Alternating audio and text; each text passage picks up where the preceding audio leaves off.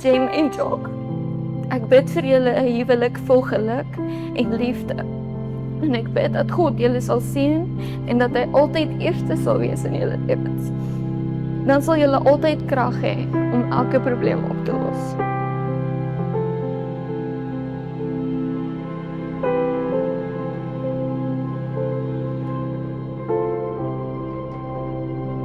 To the bride and groom, may your home always be filled with love, your marriage covered with grace, your hearts anchored in Christ, and may the future together be filled with God's goodness.